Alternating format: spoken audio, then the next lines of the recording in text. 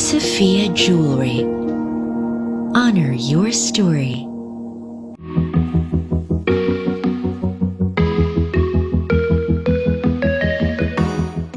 Easygoing.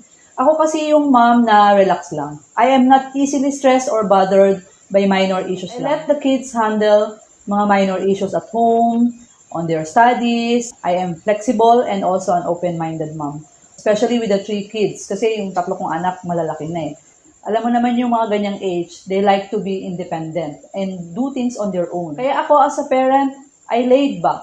Hinahayaan ko lang sila as long as nandyan lang ako to monitor and give advice to them.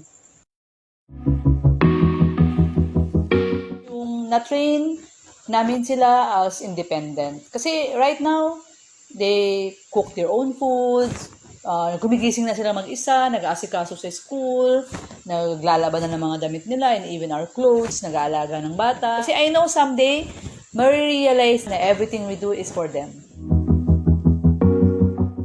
Nakatapos ako ng pag-aaral. Kasi dati, di ba, medyo mahirap yung buhay noon. Tapos nag-working student ako. And then, syempre, yung naputap namin yung pet shop business namin. Marami rin kaming mga naranasang challenges before namin na-survive yung Deco Pets. So far, right now, we are more than 15 years in the industry. I think positive mindset. Kasi I always focus on finding the good in every situation. Or even in the face of challenges. Kaya nga laging sinasabi ng mga team ko na stress na silang lahat. Pero ako, cool pa din eh. I always believe that things will work out for the best. I think my team, lahat ng mga surprises nila sa akin during birthdays, any occasion, yung mga celebrations namin with my team, pag may birthday sa office. Siyempre, yung mga outing namin, kasi may mga outing kami, lumalabas kami. Then, hanging out with them, especially yung mga breakthroughs namin, yung mga naging accomplishment namin nasa team. Hindi ko makakalimutan yung mga experiences ko with Sophia Jewelry. Ang dami sobra. Openings and campaigns and activities na experience ko. And of course, yung mga colleagues na very approachable, mababait, and especially the owners. Talagang very down-to-earth sila and humble. Working with Sophia made me realize the value of growing mindset. Kasi you have to continuously learn to grow. Usually, they send us in different trainings, workshops, seminars, and I think yun yung made me who I am now. They also support you to fulfill your mga personal aspirations mo. And I think that's one of the things that I really valued most with Sophia. Self-love.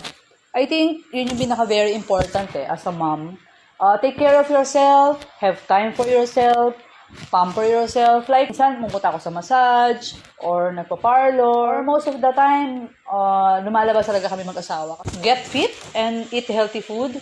Make sure to engage in any physical activity. Usually, nagta-target ako ng 8,000 steps for me to be physically fit. Do your job to the best of your ability. Importante kasi na gawin mo yung pinaka-best mo para makapagbigay ka ng valuable contributions to the company. Get along with your colleagues. Importante kasi na mapapakisamahan mo yung mga kasamahan mo, di ba? Para wala kang conflicts and masaya ka sa team mo. Then lastly, enjoy what you are doing. Importante na gusto mo yung ginagawa mo, masaya ka. Kasi pag gusto mo siya, magiging patient ka. Masya-challenge ka and you will always go for the new experiences and you will go for the learnings.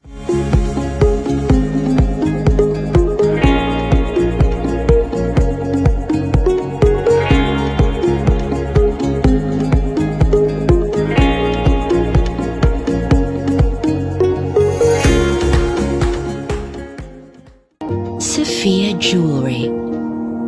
Honor your story.